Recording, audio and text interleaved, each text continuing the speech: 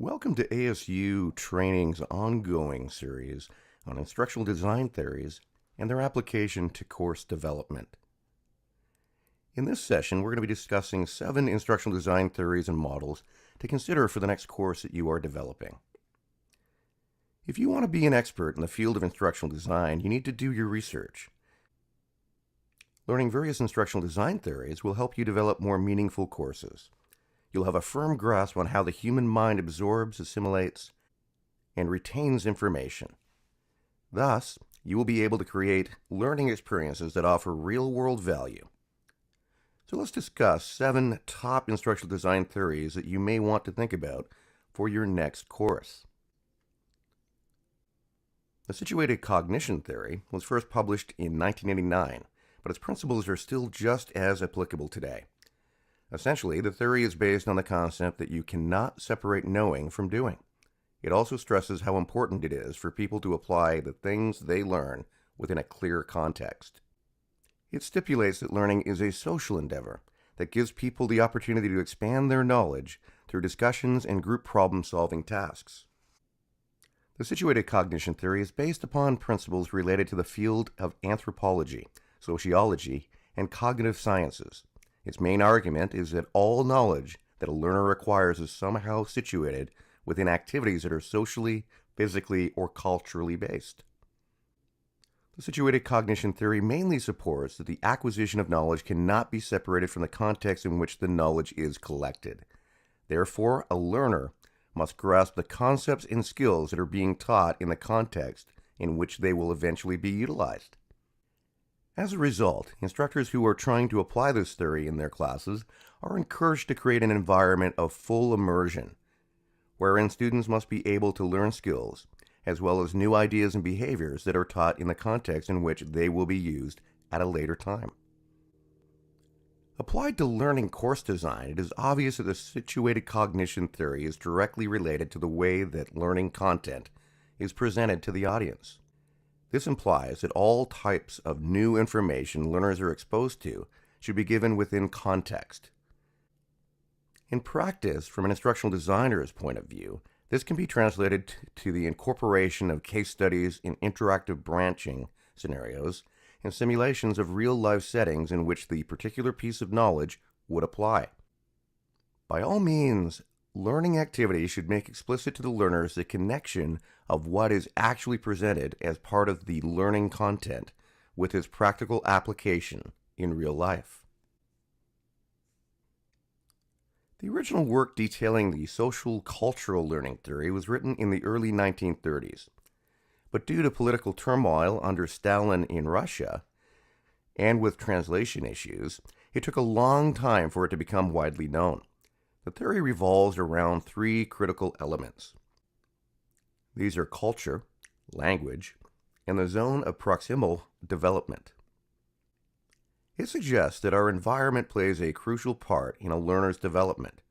For example, peers have the power to influence how a learner thinks or feels about a particular subject. The Sociocultural Learning theory also takes into account how learners are impacted by their peers and how social scenarios impact their ability to acquire information.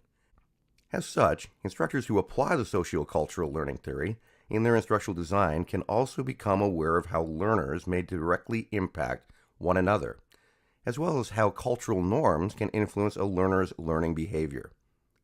They can then create a learning course plan that integrates the principles of sociocultural learning in order to enhance the effectiveness of the curriculum.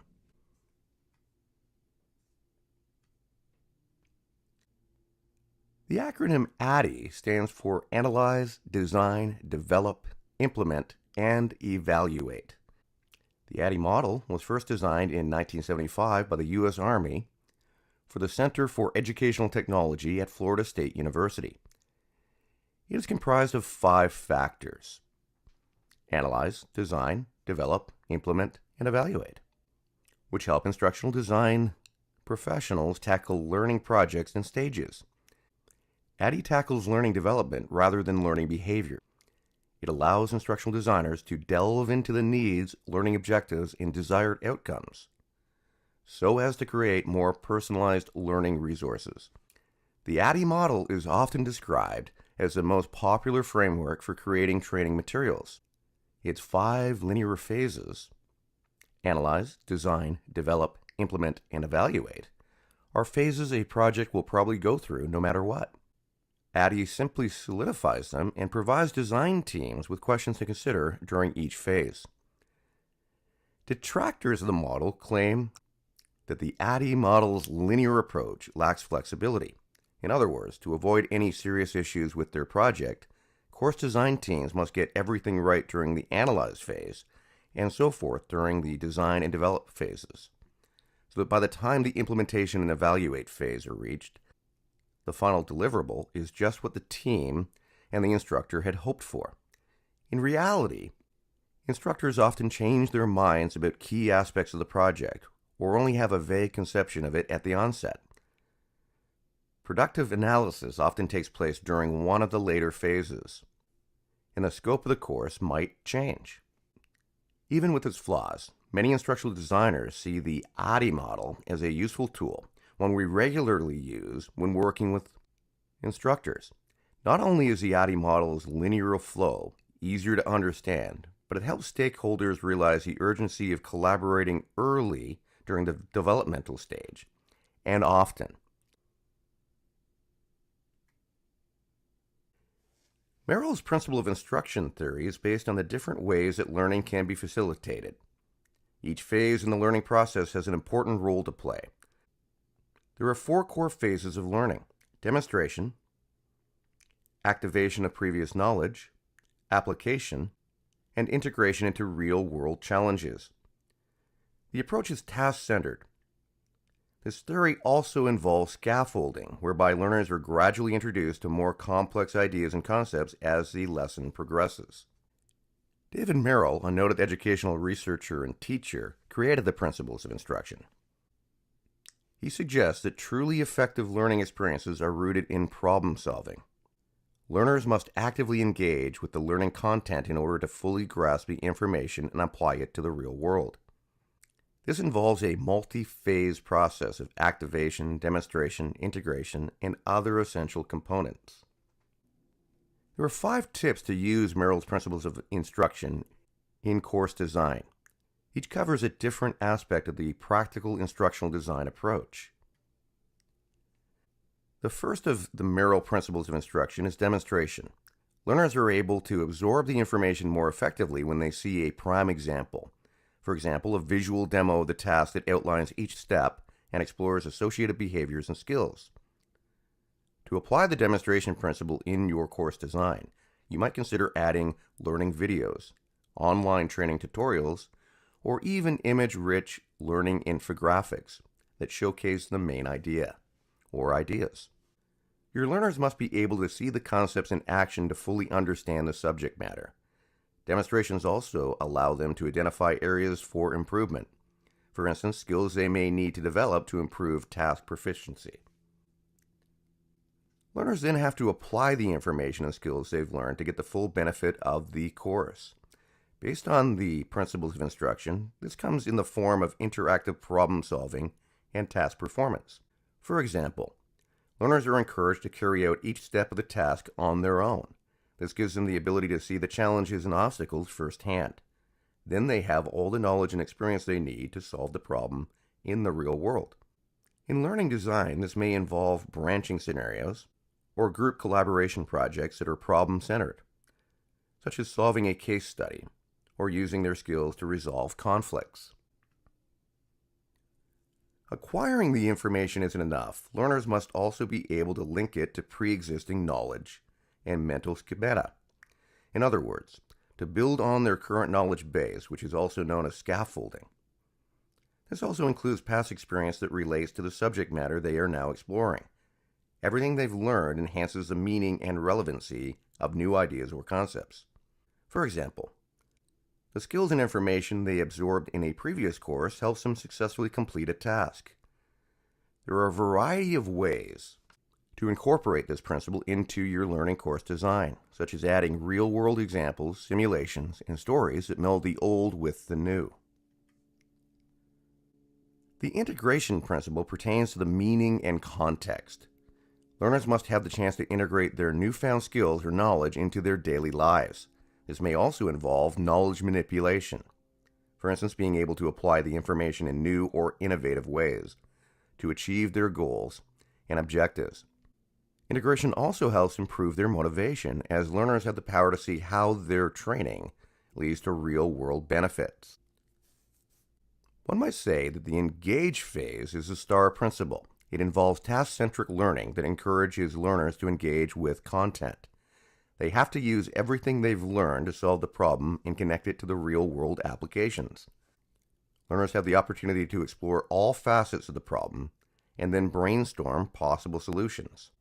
This can be done in a myriad of ways, from working together in groups to see things from different perspectives to participating in interactive scenarios. The key is to engage and motivate learners so that they play an active role in the learning process, instead of sitting idly by while the information is presented. The principle of engagement also stipulates that the difficulty level must align with learners' needs and past experiences. For instance, beginners may need to start with the basics in order to gradually build their knowledge, while more experienced learners can skip ahead to advanced aspects of the task or problem, such as delving into related skills or knowledge in order to devise alternative solutions. A crucial element that should never be overlooked is timely learner feedback. Learners should be able to identify areas for improvement so that they can more effectively problem solve in real-world environments. Thus, instructors and facilitators must provide constructive criticism and highlight skills or information that require further attention, as well as recommend supplemental learning materials to broaden the student's understanding. For example, ask learners to participate in learning scenarios or simulations, then offer immediate feedback based on their performance. These interventions allow them to improve their performance behavior so that they avoid the same mistake in the future.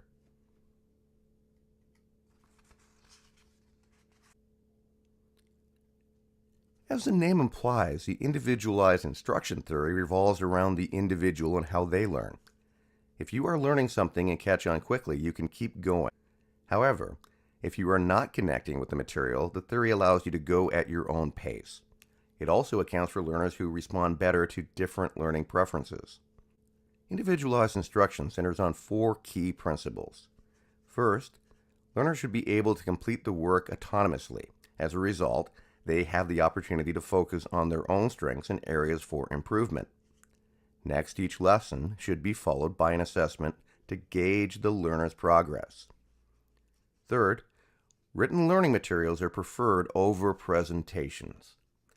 Finally, facilitators support learners and add a level of social interactivity to the experience.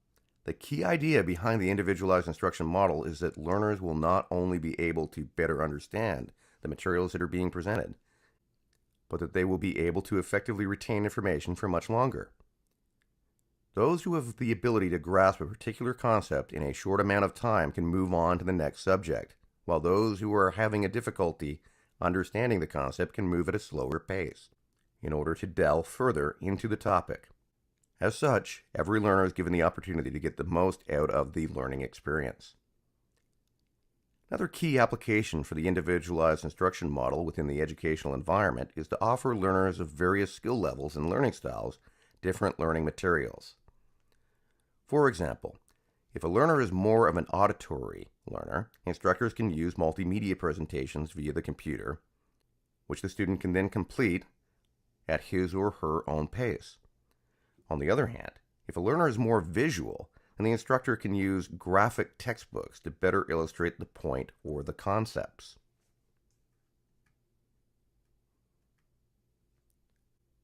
Bloom's taxonomy of learning objectives was first developed in the 1950s. While some contemporary theories focused on pure memorization of facts, Bloom focused on the cognitive domain. This portion of the theory moves up a hierarchy of processes starting at the most basic. These specific processes include remembering, understanding, applying, analyzing, evaluating, and creating. Bloom also stipulated that there are 3 essential domains to consider: cognitive, affective, and psychomotor. Bloom's taxonomy has played a key role in learning since 1956. If you have ever studied as an educator, then it is likely that you have learned a considerable amount about Bloom's taxonomy. It is worth noting that the various stages that you find in Bloom's taxonomy may have different names depending on where you are reading about the concept. Don't worry too much about that. As you go through this information, we will take you through the various steps.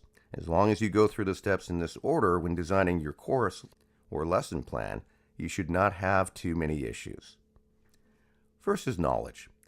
This is the most basic stage. You are giving the learner knowledge, and you are hoping that they will absorb it. Thankfully, this stage is probably one of the easiest to implement in the learning environment. You can share a video or a piece of text. There may be a small question at the end to ensure the student has absorbed the information, but nothing too crazy. They will just be answering a question related to the video as opposed to going out and doing more research on their own. Next is comprehension. This is where you need to test the knowledge. Knowledge is knowing something. Comprehension is about understanding something. Again, comprehension is something that you can easily implement into a learning environment. The main idea behind comprehension is to ensure that the student has taken in the information that you have given them and that they truly understand it. Next, we move on to application. This is where things can become a little tricky. This is because the constraints of learning can make it difficult to put the knowledge into a practical use.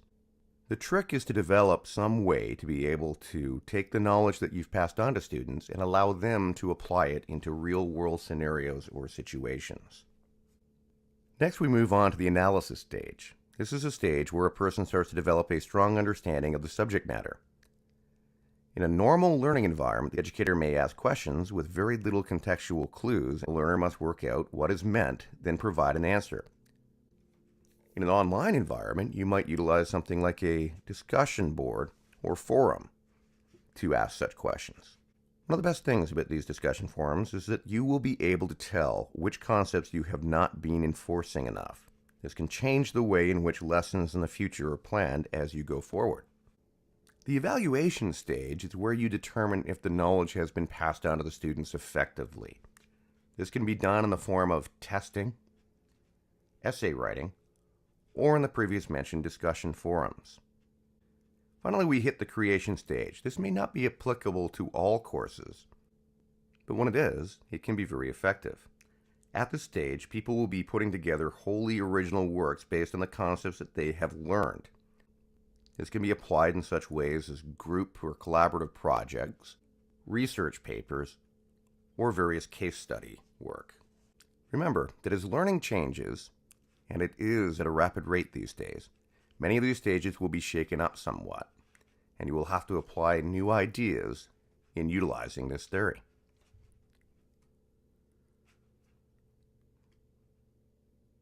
The SAM design model allows the instructional designer to make changes by performing small steps at multiple iterations. You begin with the short preparation phase, where information on the learning project is gathered. Then you move on to the iterative design and iterative development stages, where the design is created and then reviewed. This process allows for more flexible designs with rapid changes for courses that are constantly evolving. This might be most useful in a course that is a more practical style course, such as one in engineering or technology. Ideally, the instructional design theory you choose should align with the needs of your learners and your learning objectives. Subject matter also plays a pivotal role in the process. For example, if your project or course calls for problem-based training, it might require Merrill's principles of instruction. Individualized instruction, on the other hand, is great for personalized learning paths that rely on self-paced studies. The key is to identify your course expectations and the needs of your students beforehand so that you can narrow down the list of potential instructional design theories, then determine which one supports the learning behaviors and desired outcomes for your course. In our next session, we will discuss schema theory and its use in instructional design. I hope you can join me. For questions about this training session or questions or comments on other training, I can be reached at christopher.nigel.lee@asu.edu.